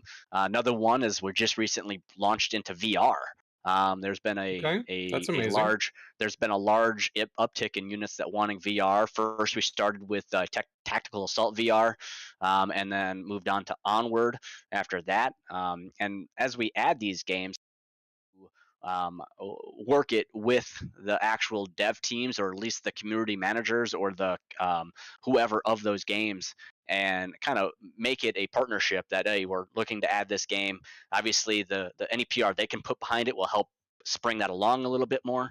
The idea is to obviously keep helping these games that are wanting to get like Arma, to where the community truly is what fueling the game to continue. Same thing with Squad nowadays, right? It's Sure. there's not a ton of updates, but it's one that really, without communities that are active in it, they're Okay. going to have trying to get communities around these games. And I think just I know like Onward, which is I think 150 200,000 in their Discord or something like that, gave us a everyone ping, and hey, we check out Milsim, start your unit on there, blah blah blah. And I know with like Operation Harsh Doorstop, with Blue Drake, got his community manager on board. They gave so we always try when we add in. I think our latest one is Steel Beast Pro, which actually came from a recommendation from their like top content creator. He actually reached out to me asking, hey, have you guys checked out And then part of the deal is that, yeah, we'll get it voted on. He brought all his community people in to vote it up, to hit the threshold to get added to the website. And then now we get sponsorship videos from it. I mean, it's Sweet. it's That's a kind of great like, deal. yeah, I mean, it works out pretty well. But just playing or just looking at the game, it reminds me a lot of like World of Tanks, but on steroids. I know Karma actually just did a live stream about another tank version game that got brought up as well, asking like, how can we get that on? So I'm like, oh, we'll see. I mean, we're open to any FPS, really. I mean, you won't find. Okay, I shouldn't say any. It'd be hard to have Fortnite on my website. I'm not gonna fucking lie. Okay, Roblox. You heard There is a Milsim, big guys. Milsim community If you there. if you spam it, Yeah. yeah, You surprisingly. you could do it, and then hey, money talks. If there's subscription units in there that pick up, I mean, You never know. we will change the whole website to it. No, I'm joking. Everything. Don't give these guys too many ideas. They Yeah. may take it and run with it. That's the problem. Yeah. Yeah, that's kind of the other good game that quick I'm rundown. looking forward to seeing on this list later on is 83. So if anybody Yeah, that's gonna be another good one. knows the You're right, dudes What at is it? Another good one. 83, yeah, 83. It's 80? done by the original developers of Rising Storm Vietnam, like those that's on there. guys. Yep. It's not the 83. antimatter guys. I think antimatter is the publisher, and then the devs or whatever shot off at one point to go like make this other thing. It was during like that whole like COVID bit where there was a ton of money for games because Mhm. investors were like, "Oh my god, look how good this is," and then Yeah. COVID ended and everyone went back to work. They're like, "Why is no one staying home playing video games Yeah. anymore?" Because you don't pay us Yeah. to do it. But If you would pay us to do it, then yeah, we would. I mean, Well, some people do. I mean, none of us, but some people yeah, do. none of us. Yeah. We're not that cool. nah. So Yeah, if I could, I mean, if I could leave my life of crime to play video games, I would. Any Yeah. video game. I will. If somebody was to pay me to play every game that popped up on the Steam homepage, I'd do it. that's I'd probably do it. some In a social heartbeat. media. That's some content creator career right there. Just whatever's there. Just pick it up, and you'll be Well, the I mean, if yeah, I definitely can't share my current screen because the first 3 games that have popped up on my Steam, new and trending, are not safe to stream. oh Well, Gnomes is. That's good. That's good to go. Yeah. gnomes. I don't even want to. I don't even want to say. I don't even want to say the name of it. That's because they. I don't. Yeah. Anyway, getting off topic. No, No now I one have to look look. at my Steam search history. Yeah, don't. So far. Yeah, Yeah. that's funny. Yeah. I don't know how Steam devolved into the point of like, look, we're gonna have a very strict. You're only allowed certain games, and then it's like, bah, yeah, come on Yeah. in, whatever. Pay the fee, get on the Steam store, hmm and Bad they're necessity. always overwhelmingly positive. Always. Because they want you to try it. Want you to try it. I know one of the recent updates we put on was we're working on redoing a lot of the front website. There's a lot of features that we want to put on the front. So obviously we have like the trending games. We want to put a section on there for like the newest units to the platform. That way they feel instant, like, oh, I'm on there, and it'll be like the top 5. So it'll be rotating. Once another one comes, number 5 will drop off. So depending on how fast, they could be there for a couple days to a couple weeks, whatever. So at least then they're like, the new units on the platform.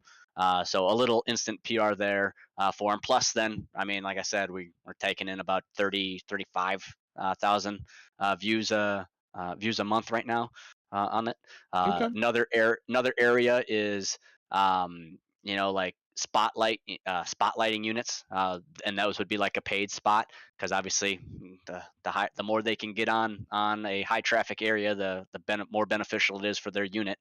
And then we do want to start an area that we can post things like unit, like not necessarily start like a unit a news calendar. area. Maybe, yeah, that wouldn't be a bad one. That's been requested, to where it was like a calendar of all units that can submit like what they want to put, like when their events are, and if somebody wants to go check them out, hey, this is the time to do it. I think that's been suggested and is on our wish list as well.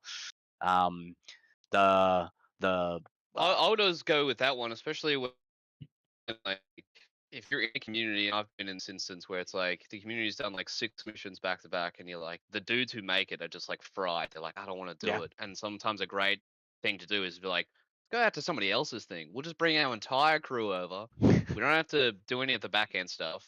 If it's already established, it's easy as hell, and it's fantastic. Gives everybody a break. You go over, and when you bring enough people, you might be able to learn something.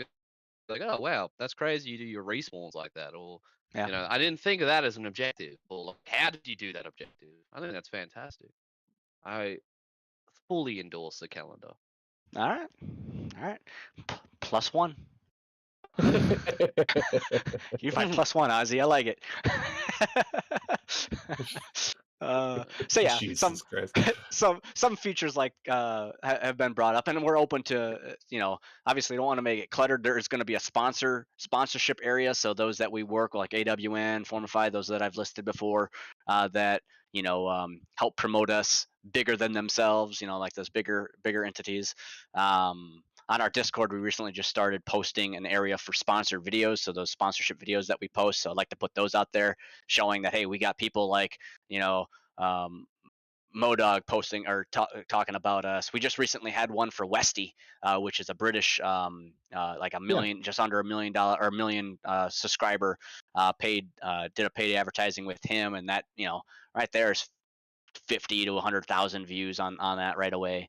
So, and really it's great getting the big people, big content creators. Like I said, I was blown away by the white whale with Karmatut, but you don't get the personal touch and the one-on-one time, because usually, like when I work with Modog or Westy or any of the big guys that I've been working with, it's through an agent, so it's a little hard to work through an agent when you're trying to get specific, and and then obviously the communication delay, that's sometimes frustrating, but being able to work directly with like a Karmatut or a Soul Sniper, or that he does, he's one that's coming up for Hell Let Loose and Squad 44. Alpine Sniper is another one that we've been working with, and they're the smaller guys. They're the under 100,000, but more than like 50,000, right? That's like the sweet spot to where they're big enough, they get enough views, it's worth the investment to throw $500, $1,000 out of sponsorship, and then be able to, feel like you're getting some ROI out of it. And then there's also, it's one-on-one as well, to where those I'd like to grow that relationship, and I help them. Sure.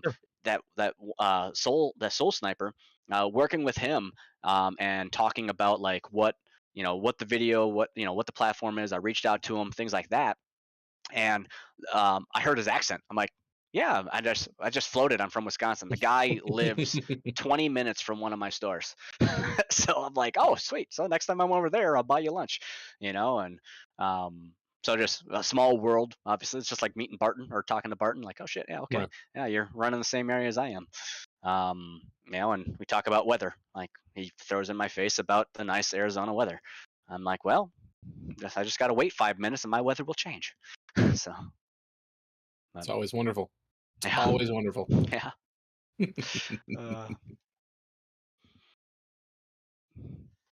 Oh, you losing Ozzy?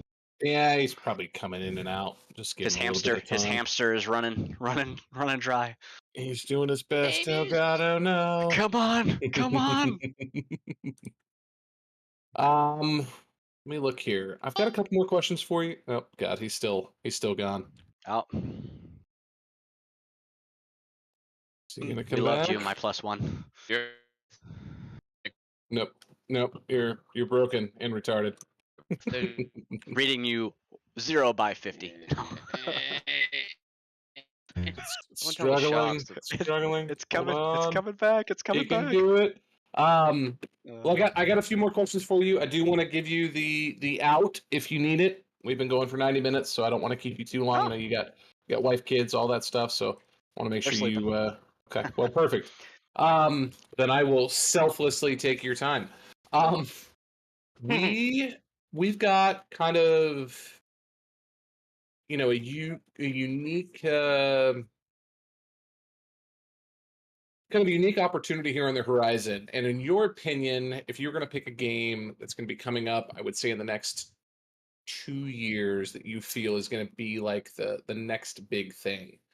Now, I said the same thing about Battlefield 2042. I had high hopes for that because the Battlefield franchises have been good in the past, but obviously that was kind of a whimper and then ultimately a crash on launch. If you're going to pick a game that you thought would be the thing for us and the viewers at home to watch out for, what would it be? I mean, I know we talked about it already. Bellum, right? That's going to be a big one, regardless.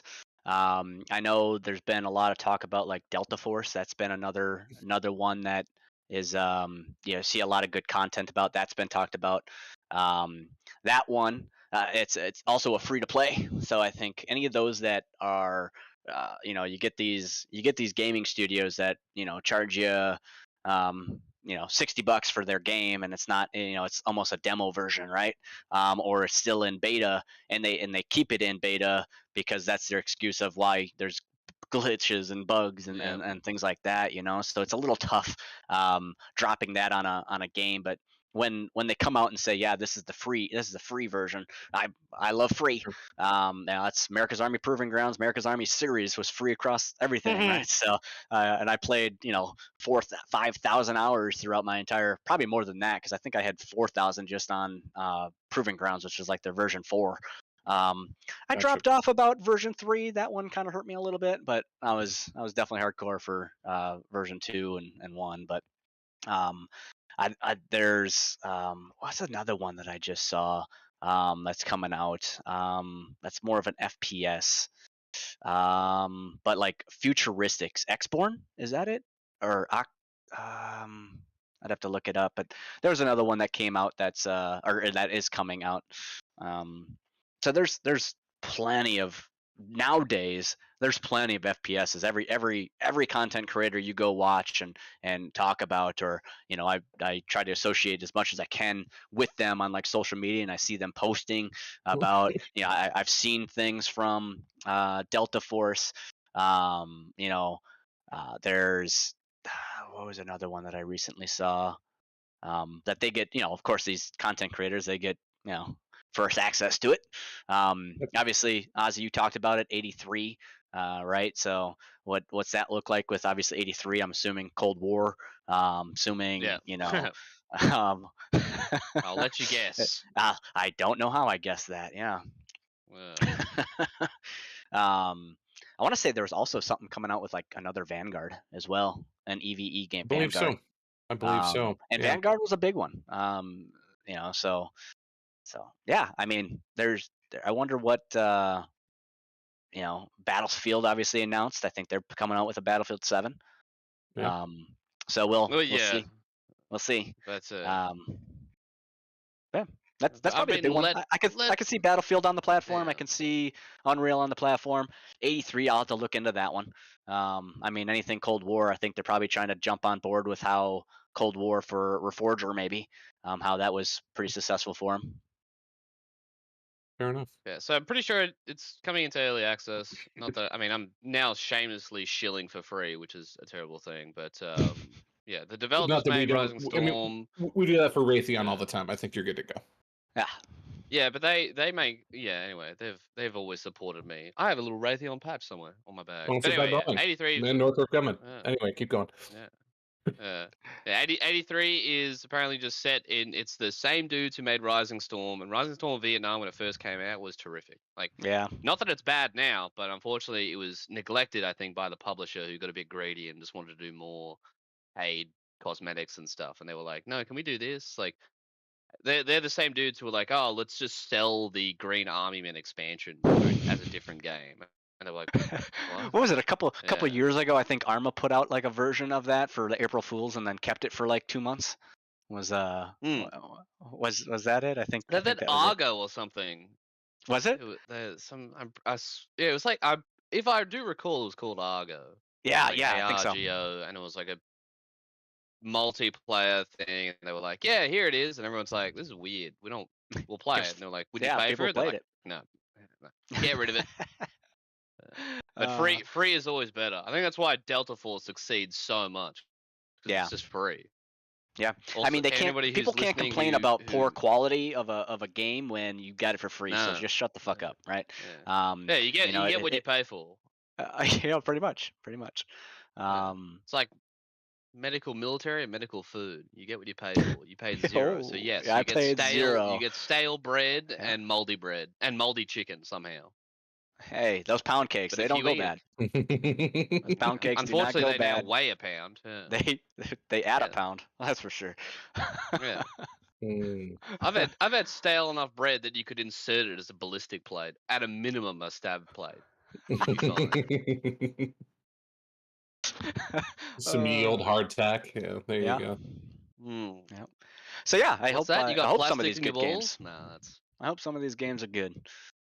So that's the ones Well- that I see coming out. So, next question for you. So, you've got your job, right? Which is all encompassing. I'm sure you're doing 60, 70, 80 hours a week with that. It's hard to balance that home life. You do long range precision shooting. I'm assuming you do shooting of other kinds as well. obviously you've got your family that you take care of. I've heard you respond many times. Can't meet, kids' bedtime, or wife wants to go out for dinner or whatever, and that's awesome, man. I'd love to see that. What is something else that you fill your time with? What else is something that you do? Oh God. I don't know. My plate's pretty damn full. What's a niche if I I was about hobby, to say, what do you if you if would? it, Do you if I squeegee? golf? Do you oh sniff glue like Ozzy? What do you do? yeah, a good glue gun would be good. Um, Yeah. the hot glue gun to where it comes out. You got to. Yeah, stick it on your finger a little bit and pull it Yeah. Well, away. it Yeah, doubles. perfect. It doubles. When it's that hot, I get to burn my nose hairs, so I don't Yeah, it stays for a little bit. have to get them manicured or whatever. Stays for a little Uh, bit. I'm mid Um, maxing, yeah. yeah, I say most of my hobbies. Any free time I have, outside of being able to just play more. I mean, I looked on my Steam right now, it probably says under 5 hours in the last 2 weeks. Mm. So with Milsim units and I sacrifice a lot of my free time to meet with communities, help communities, things like that. And so that's the large focus. Obviously, I'm a new dad. Me and my wife had their 17-month-old twin boys, identical boys. So they are a handful right now, and definitely now that they're running around. And it's going to be a crazy summer. So I see my future being a lot of probably outdoor, out in the backyard. Um, you know, um, Making sure there's no thistles and and raspberry bushes coming through the fence so that they don't get hurt and things like that. That's But fair. looking forward to the summer too, because now they're finally getting Now to the play point to outdoors where then. we are on like a one nap schedule currently right now. So that means we got a little bit more of Mm. our day. So being able to go to a park, go to somewhere versus before it's like, well, all right, they eat X amount of time and they take a nap in 2.5 hours.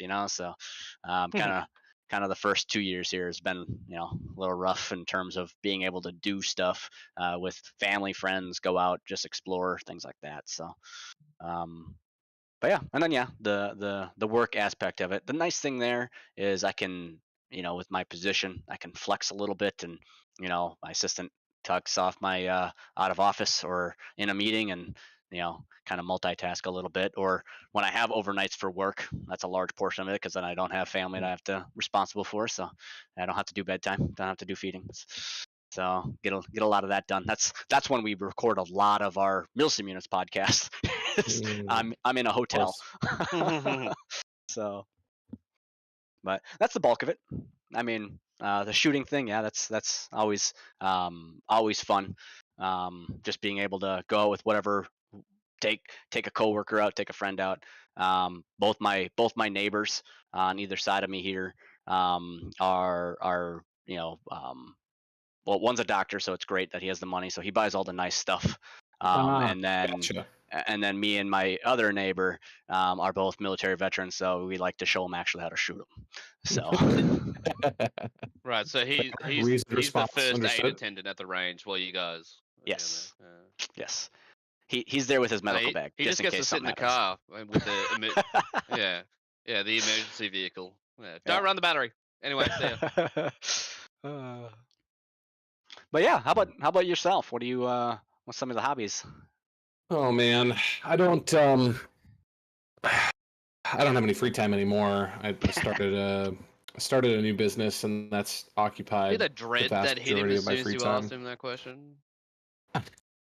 I like to travel. Just I like to go absolute visit things. sorrow. So yeah, it's absolutely demonstrably is sorrow. I like to travel. So some of this has led me to places that some of this new enterprise has led me to places that I probably wouldn't have traveled to before, and I've seen some really cool things. I mean, driving through Missouri last Monday of this week, and just seeing springtime in the valleys and that small little section of protected federal forest land that's there, and driving between Texas, Louisiana, and Arkansas, and seeing that just that pristine bits of land is just something that never really never really goes away as something awe-inspiring. So I love to do that. I love taking pictures, photography. I've gotten into drones the last 3 or 4 months of flying them and looking at things from a bird's eye view versus my view.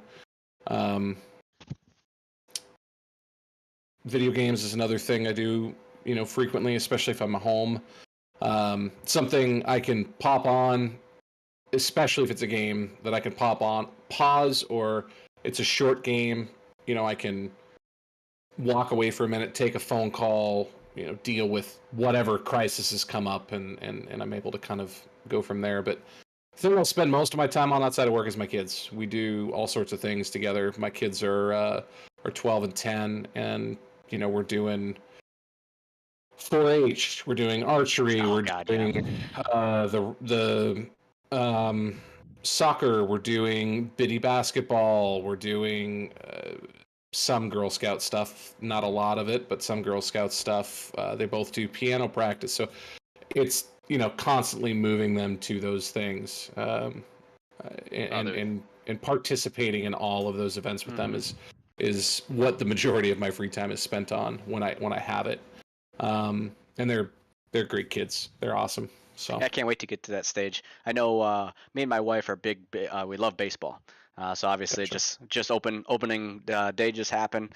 Of course, then my wife's a Braves fan. I'm a Brewers fan. So we always have that that rivalry. So they play 6 games a year against each other, 3 here, 3 in Atlanta.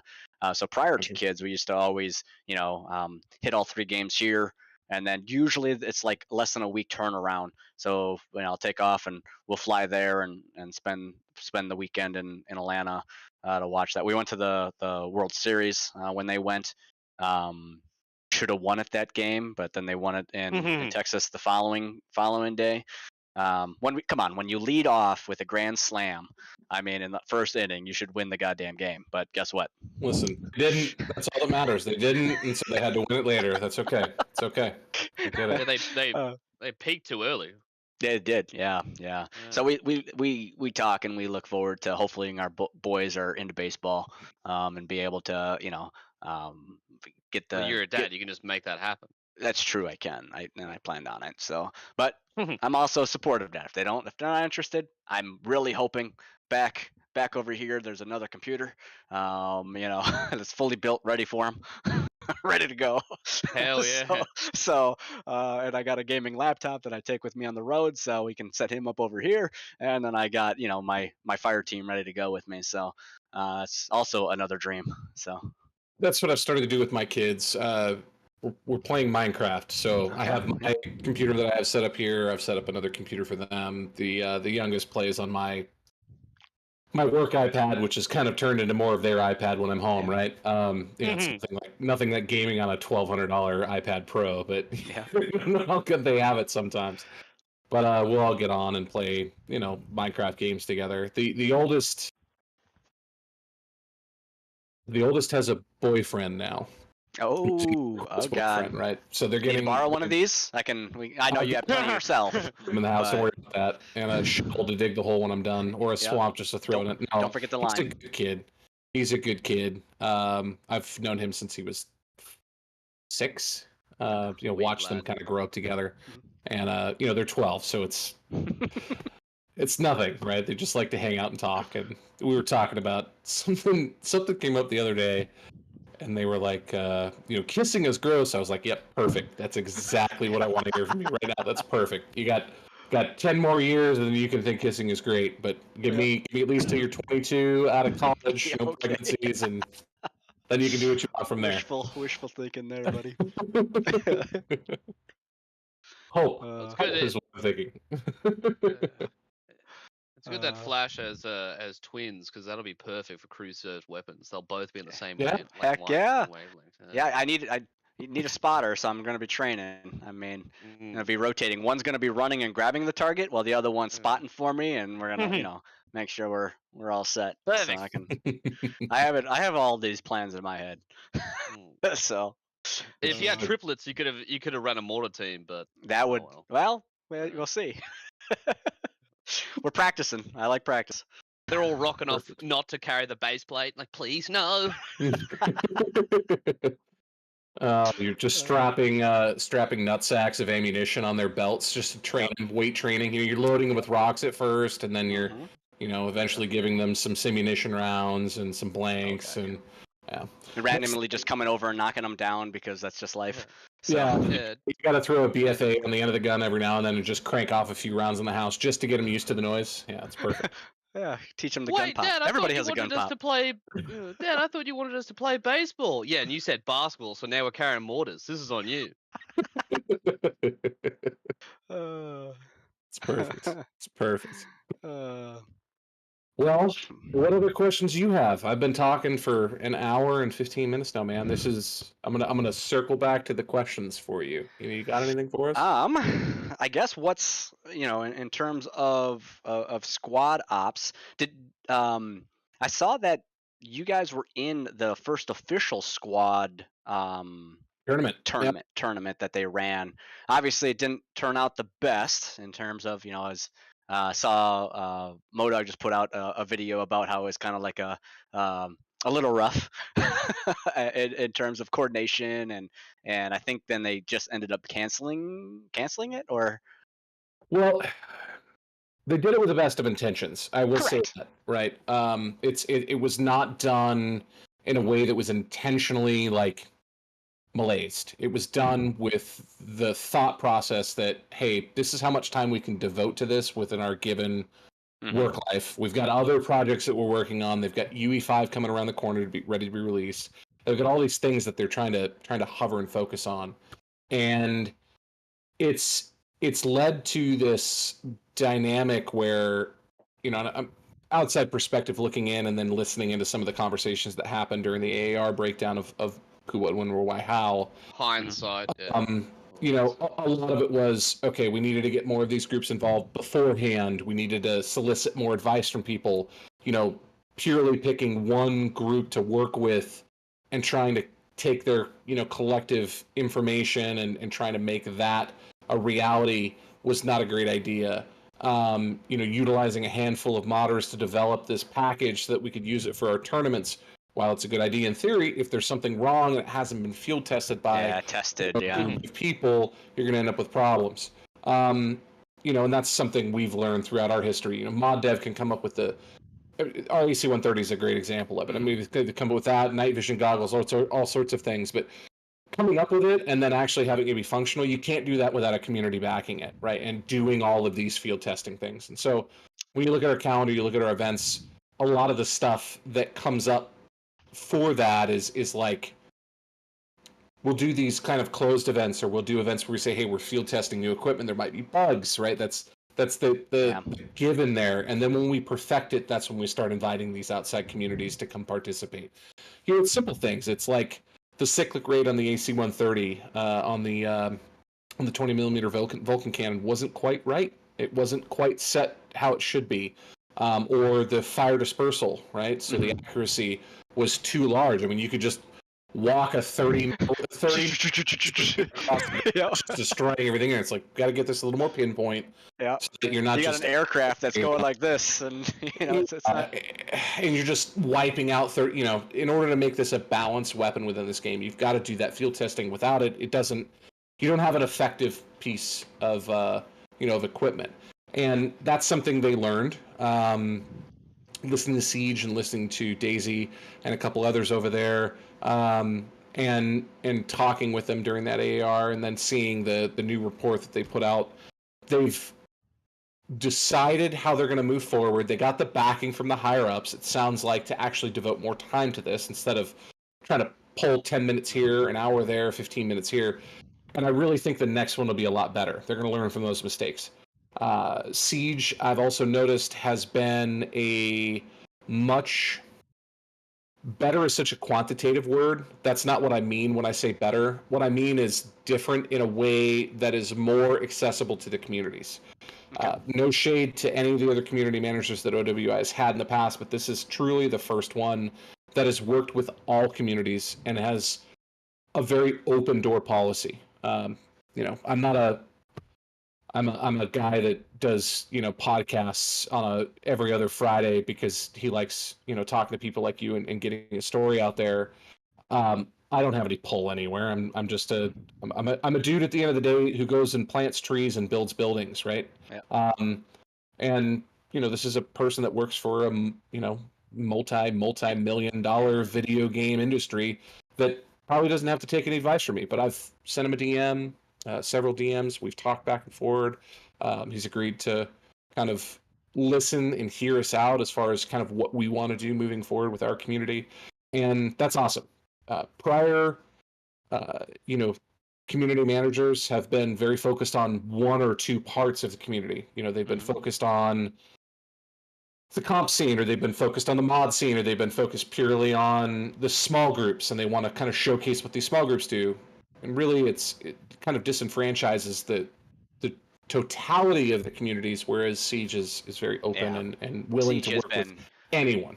correct. Yeah, I concur with that, and I've had some good interactions with him too. When we started putting Squad on our platform, and he was on board for that, and talked to me a little bit. Of course, humongous. I know recently in the latest Squad tournament that I just got in on for sponsorship, in International Masters, is another one that's just about to launch here. I think in the next couple days. Is their first round. There, I know, like, they went in and sponsored that as well, and that's the first time that I've seen like Squad go and sponsor something outside of Squad made, right? So I definitely think that they are getting involved there. I know Squad Comp with TGO, a big partnership there that we have, because I know that's again, he showcases on his platform all the different tournaments as well. So it's not just he's similar to like Milsim units, right? But for Squad tournaments, he's like, this tournament's going on now, this tournament's going on now, and he has a very nice website. I know they have like I think International Masters is the one that has like the tracking website for like Compelo or something like that. Gotcha. That does a lot of that. So yeah, I mean it's pretty good stuff. I mean, definitely being able to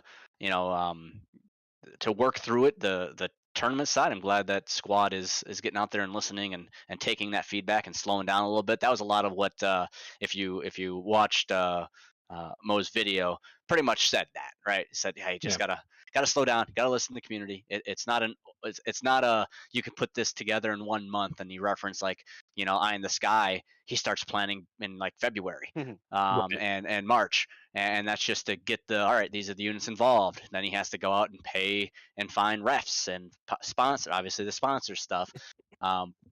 So that's he, to be honest with you, he wasn't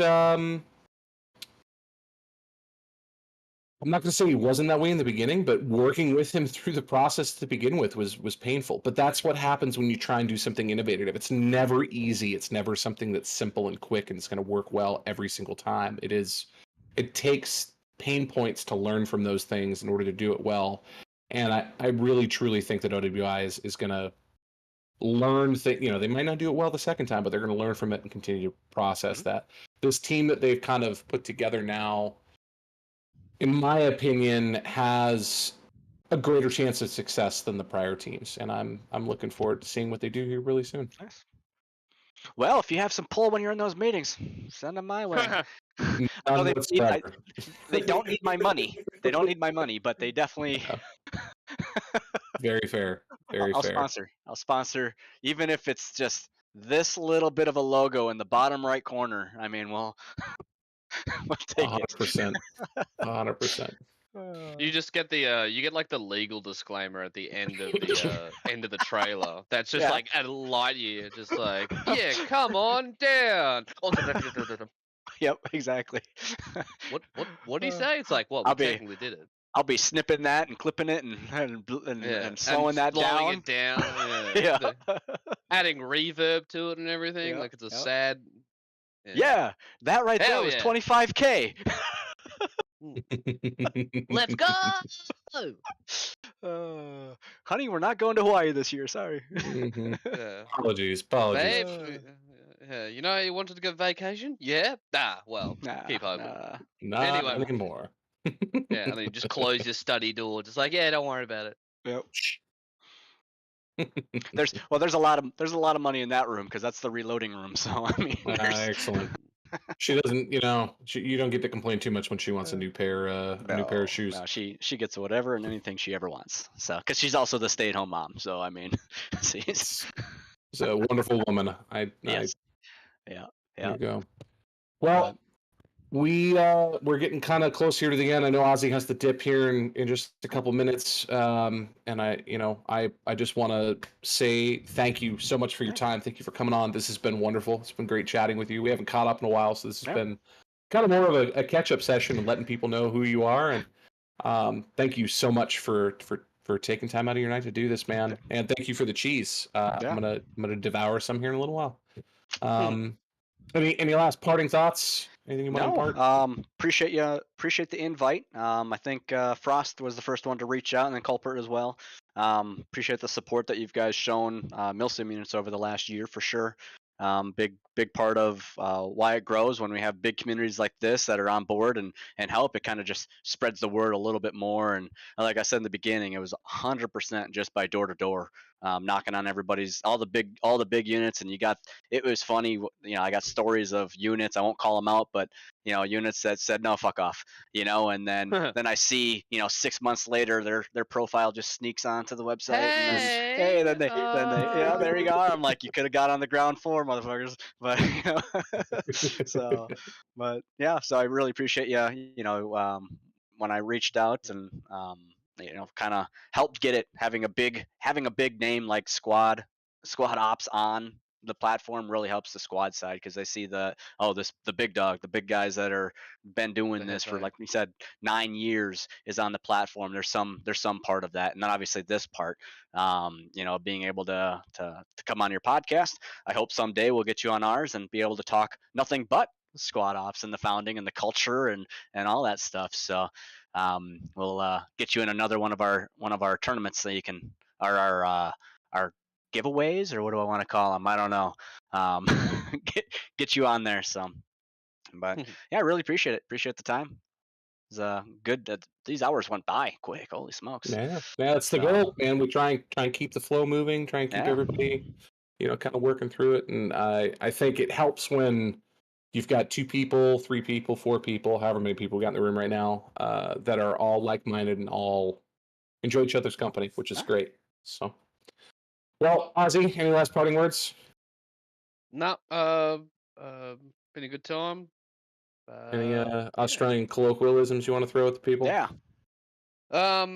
Yep. If you think somebody's like, really wasting your time, hit them with, "Are you having a fair shake of the sauce bottle?" They'll look at you completely confused, but that's what they just did to you. So just return it. Absolutely return it.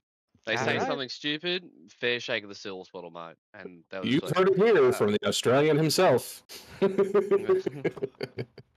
All right, Culper, anything to say? Yeah, I mean, just you kind of already mentioned it with the calendar. Just kind of wrapping it up with that. I think we got 9 or 10 events coming up. The SOT team and the mod dev team have been cooking up some really amazing things, a lot of new things with the community. Mod dev's been working a lot on the MVGs, and I'll probably put out a social media announcement here soon about that. But yeah, that's all I got. All right. Awesome. Yeah, Well, definitely thank with you those definitely with those events. Love to attend one. And I know we've also in the Armo world for Milsim units, we've been doing some like sponsored streams and things like that to where us, like, I'll go play in there and just give some extra. I mean, So- we have less than 1,000 followers, but So what, you show up, you want to come to an event, I'll post Milsim West on the stream. I'll come stream for you. We'll put Milsim Hey. West on the bottom. We'll throw a tag up. We'll make sure your website goes on the Twitch.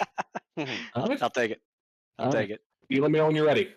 All right, will do. Easy enough. All Again, right. thanks so much. Well, we loved having you. Everybody say bye. bye. Goodbye.